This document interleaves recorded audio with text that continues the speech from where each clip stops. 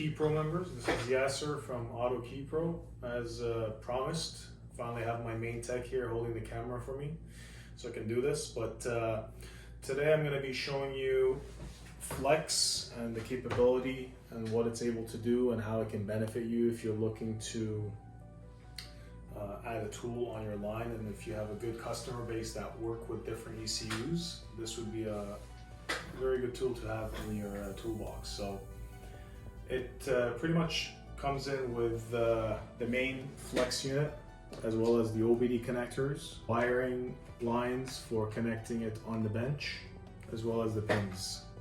So today we're going to go through an example of a BMW ECU that's used in the G class, which is the most recent ECU out there.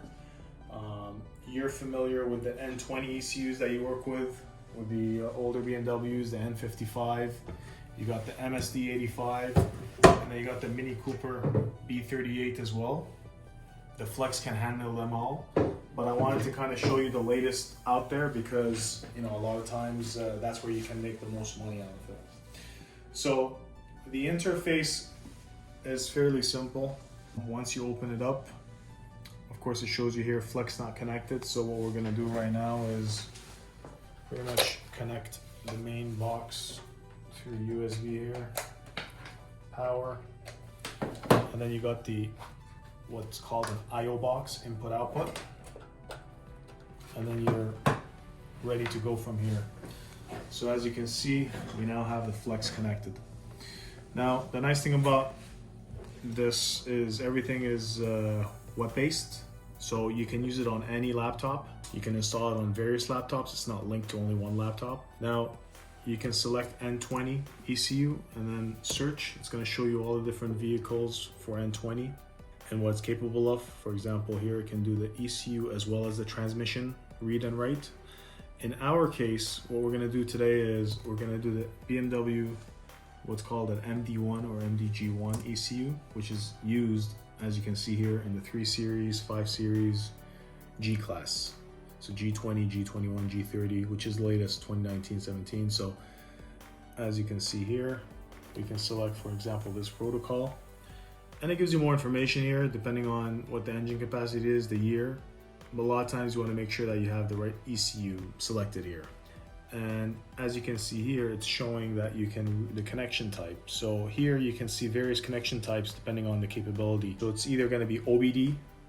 If you have the option to do OBD here, that means you can actually read and write by OBD. In this case, it can do it only on the bench, as well as unlock the ECU through OBD. So it says here, this protocol can be used only to perform OBD unlock. And I assume this is cases where if the ECU is locked, and that's where this comes in. Honestly, I've never used this before, but this is where we can actually read the ECU on the bench. So as you can see here, it says checksum corrected automatically internal flash, and then it says clone function tested and working on Ford, while most BMW cannot be cloned at the moment. So they're still working on the BMW side of things, but it seems like on Ford this ECU is also used on. So the nice thing about Magic Motorsport is, you know, everything is transparent, right? So as you can see here, this is the details, so you want to keep that in mind. So cloning cannot be done. However, you can actually modify the flash for tuning. You can write EEPROM if needed. But the also nice thing about this here is the checksum is automatically corrected. What this means is whenever you're changing any information on the flash, the proper checksum needs to be calculated and written into the file for the ECU to function properly. What this does is it automatically corrects that for you, and then the file is ready for it to be written back. Sometimes you hear the software WinOLS or other similar software that also has the capability of correcting checksum after you tune the file, but you got to pay for that. The nice thing about here is it's built into the protocols, so you don't need to use that software. So once you select bench, you hit next. The nice thing about the next step is it's always going to show you the connector manual, and this is where we would compare it based on the pins. And so in our case, this is how it looks like. You have 1, 2, 3, 4, 5. 5 connection pins will allow you to read and write flash and EEPROM. So there's 2 ways of connecting the pins. Here, as part of the suitcase, we have all the different size pins here. So you would use this, connect it to the appropriate pins into the ECU, and then select the lines and connect it from the pins to the I/O box. Now, you might ask, how do you know where it goes in the I/O box? You hover over each point and it tells you port A, port number 1 for the red one. You got A, B, C, D, so A1 is for the red one. Now, what Flex came up, or Magic Motorsport came up recently for the Flex, is FLX 2.16 cable line, which speeds up the process. Instead of actually using the pins one by one, you're able to use the plug and connect it as such. And then all you gotta do is match the colors to the I/O box based on here. So we got the red, goes to A1. So you push the pin down, insert it. Next one is the black, which is the ground. Of course, red is typically the power, ground is A5. Next we go to the small pins. So we got the pink here, that's A4. We got the blue, B6. And last but not least, we got the yellow, B5. And there you have it, folks. It's all connected into the box, ready to be read and written. So once you have that going, you press next. And here is where you would need to first connect into the ECU. So we'll get this window up. One thing you want to keep an eye on is the amperage. So as you do more and more ECUs, you would know what the proper amperage has to be here. Sometimes if you have an ECU that's internally shorted, you might see the amperage skyrocket to like 1 and then disconnects just for protection. And that's when you know there's a pretty much internal short, so you can't do this by pin out. You would need to do it most probably by removing the case and do it what's called boot mode. They still don't have the protocol for boot mode, but that's where you would use the mag bench and the probes and connect and go from there. That applies to the older ECUs. They have boot modes for most of them, but because this is new, they still don't have that out there. So we wait for the connection. There you go. That's an SPC microprocessor, the different address that you can read and write, and it says finished. You can minimize that. And there you have it. This is where we're able to actually do a full backup of the ECU, or read the EEPROM only, or read the flash only, as well as write the respective files in. So in our case, we can work with the EEPROM, and so we can read the EEPROM. So it's reading the various sectors of the EEPROM. There you have it. Always save the file and make sure it's in the appropriate folder. And there you have it. We read the EEPROM. If you want to read the flash, fairly easy, read the flash separately, or if you want to read everything, you go full backup, but we can read the flash. It's a little longer, but we always suggest doing a full backup before doing anything. That way, if anything happens incorrectly, or you lose power, or halfway through your laptop shuts down, you're able to, write the full backup back in. Typically when you're reading ECUs, if a failure happens halfway through, you don't have any issues because you're reading it. It's when you're writing it when you want to make sure that you have stable power to the laptop, stable power to the Flex, and stable connections as well. Because if you're writing halfway through and the thing shuts down, then you might not be able to connect back into it through the pin or the OBD.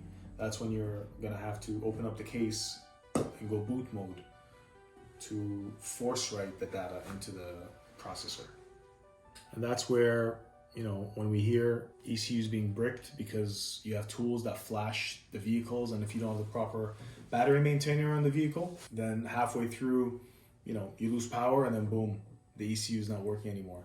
That's where you can use a tool like Flex to get the ECU out, remove the case, boot mode, write a good file in there, and then it's back live, and you're able to read and write information again, or modify pretty much ISN and VIN number to marry used ECUs into the vehicle. So here we have it, flash read. Now that we read the EEPROM and the flash successfully, we're able to write after you modify the file, or if you're cloning it into another ECU, you select the full backup, or if you've changed EEPROM or if you've changed flash, you select the appropriate option here. So we're gonna go internal EEPROM and select the same file and then send the file to the ECU.